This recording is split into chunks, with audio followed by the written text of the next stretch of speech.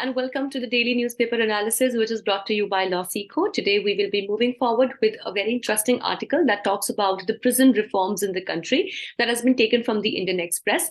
Then we have a good chunk of a news update, and we'll be concluding with the legal news for the day. So this article that has been taken from the Indian Express is titled as Reforms, Not Revenge. So it says that the Delhi Lieutenant Governor Vinay Kumar Saxena recently asked the Delhi Development Authority, that is the DDA, to allocate 1.6 lakh square meters of land to build a new prison complex on the outskirts of the national capital. Now, why was this needed? We will study in the next slide. On this note, on the other hand, President Murmu, on the occasion of Constitution Day, said, so these are the exact words. Let's go through once we'll read them all.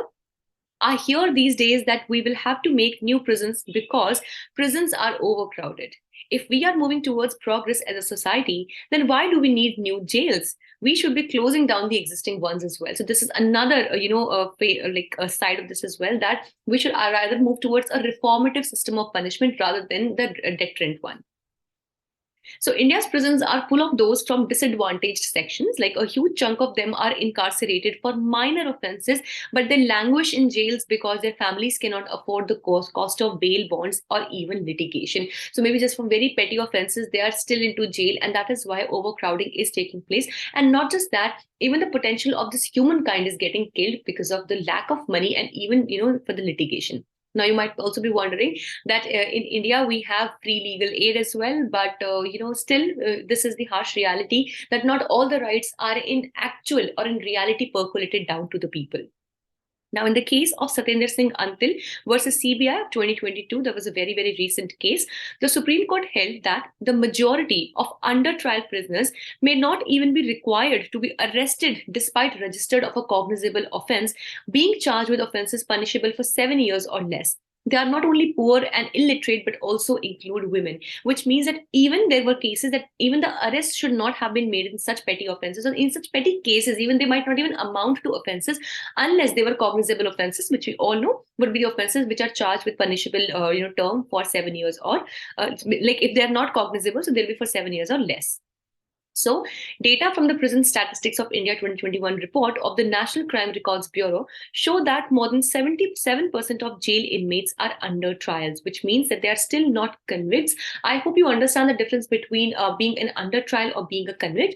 So basically, if generally a trial is going on against a particular person and the court has yet not given its judgment basically in favor or against that particular person, that person is considered to be as an under trial. So it says that these 77% of the inmates or the people living in jail are under trials, which means that still a verdict against them has not been given by the court. And when we talk about the convicts, these are the actual people against whom the verdict or the judgment of the court had come, and that is why they are completing their term of punishment over there. So they are very less in number, and on the contrary, the under trials are very, very huge in number. The Supreme Court has outlined 3 broad principles regarding imprisonment and custody.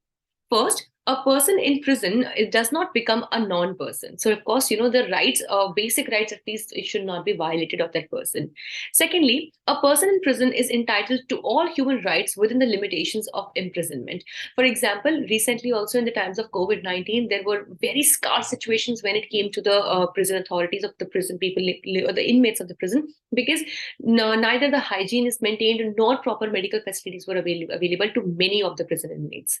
And thirdly, there is no justification for aggravating the suffering already inherent in the process of incarceration.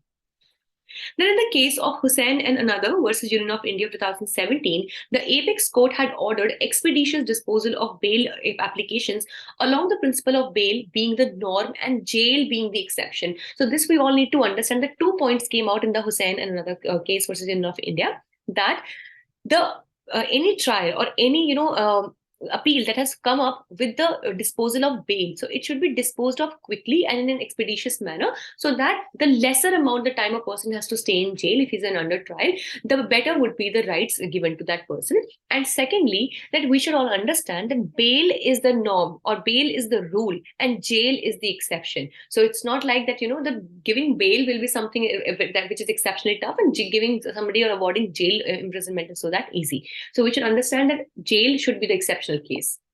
India, the world's largest democracy, is one of the few countries to have instituted a blanket ban on the voting rights of prisoners. So, this also needs to be thought upon, because then again we are violating basic rights of the prisoners. Then, the ban lacks any reasonable classification based on the nature of the crime or duration of the sentence, as in other countries such as South Africa, Germany, France, Canada, etc. The undertrials who are out on bail, even in non bailable offences, can enjoy the right to vote in such countries. But in India, that's not the case. This is a flagrant violation of Articles 14 and 21. The number of custodial deaths as well has registered a 12% increase from 1887 in 2020 to 2116 in 2021. On December 31st, 2021, the sanctioned strength of medical staff was 3,497, while the actual strength was 2,080. So definitely understaffing is a problem over here as well. Then Section 436A of the Criminal Procedure Code stipulates that a person having undergone detention for half as much the time as the maximum period of imprisonment for the alleged offence, except where the punishment of death hasn't been specified as one of the punishments, is entitled to be released on bail with or without sureties as well. But hardly is this fact taken into consideration in the real times. Let's see, what do we have for news updates today? Firstly, former Union Minister Sharad Yadav dies. Former Union Minister and one of country's most prominent socialist leaders, Sharad Yadav, has died recently on Thursday. So Sharad Yadav served as a minister in the Atal Bihari Vajpayee government in the late 90s and the VP Singh government in 1989. A three-time member of Rajya Sabha, he was elected to the Lok Sabha 7 times. The founder member of Bihar's ruling Janata Dal United, he quit after Chief Minister Nitish Kumar ended the Grand Alliance and joined hands with the BJP.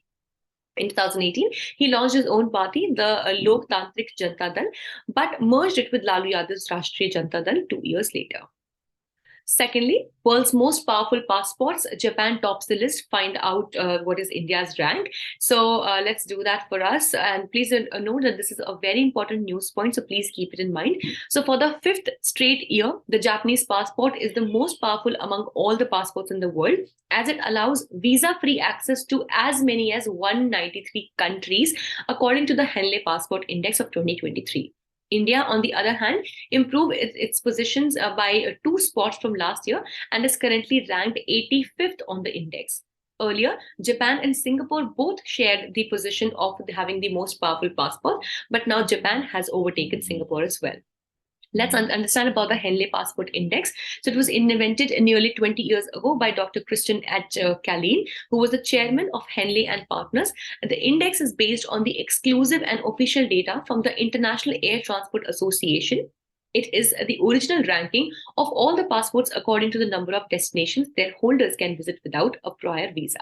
So basically, the more the countries that we can visit without having a prior visa, basically the visa on arrival, which we say, the passport will be as much as stronger. And with this, we can understand that anyone who is holding a passport of Japan can enter into 193 countries without a visa and can have a visa on arrival. And similarly, if India is on 85th rank, it would mean that it is definitely lesser, much lesser than 193 countries. So we have that service in very less countries as compared to Japan. Thirdly, Hitachi Payment, BharatPe get RBI nod to operate as payment aggregators. So Hitachi Payment Services and BharatPe have received in-principle authorization from the Reserve Bank of India to operate as payment aggregators. Payment aggregators basically facilitate e-commerce sites and merchants to accept payment instruments from customers. They facilitate merchants to connect with acquirers. Fourthly, Start Me Up UK space mission failed. So Virgin Orbit's Start Me Up mission, which took off from Spaceport Cornwall on January 9th, has failed to reach its orbit, resulting in mission failure. The launch went on as planned with no issues whatsoever. The rocket and satellites were lost, but the UK Space Agency insisted they posed no danger and were expected to burn or break up over the North Atlantic. Fifthly, scientists discover Earth-sized planet in the habitable zone. So scientists from NASA discovered an Earth-sized planet in the habitable zone where liquid water could potentially exist on the surfaces. That basically is the idea of the habitable zone. The scientists used NASA's Transiting Exoplanet Service satellite and identified an Earth-sized world called a TOI 700E.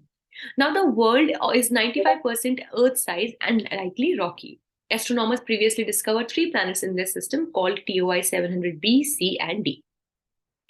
Sixthly, DPIIT, that is the Department of Promotion of Industry and Internal Trade, organizes Startup India Innovation Week from 10th to 16th January 2023. The Department for Promotion of Industry and Internal Trade, Ministry of Commerce and Industry, is organizing Startup India Innovation Week from January 10th to 16th, 2023 to celebrate the Indian startup ecosystem as well as National Startup Day. Startup India Innovation Week 2023 aims to engage startup ecosystem stakeholders across the nation during the Startup India Innovation Week and spur the spirit of entrepreneurship and innovation in India. Let's see what do we have for legal updates today. Firstly, Setu Matter. Supreme Court turns down Subramanian Swamy's plea to summon Cabinet Secretary after Centre fails to file counter affidavit. And Rajya Sabha MP Dr. Subramanian Swamy urged the Supreme Court on Thursday to summon the Union Cabinet Secretary as the Union government has not filed its counter affidavit in its petition seeking national heritage status from Ram Setu. However, a bench led by Chief Justice of India D.Y. Chandrachud turned down this request and gave centre time till first week of February 2023 to file its affidavit. This was held in the case of Dr. Subramanian Swamy versus Union of India and others. Secondly, criminal proceedings for dowry demand cannot be quashed merely because a divorce petition is pending, says the Supreme Court. So the Supreme Court in the case of X versus State of Uttar Pradesh held that it observed that the criminal proceedings for demand of dowry cannot be quashed merely because divorce petition is pending. In this case, the husband filed an application for divorce on the ground that the wife is suffering from the disease AIDS. The wife thereafter lodged FIR alleging that husband was demanding luxury car by way of dowry.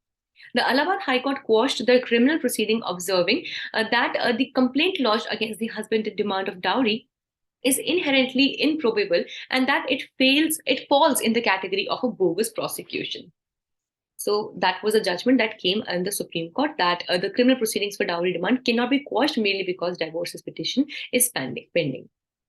So this was all for today. We hope you liked the session. Thank you so much for staying tuned with LawSikho.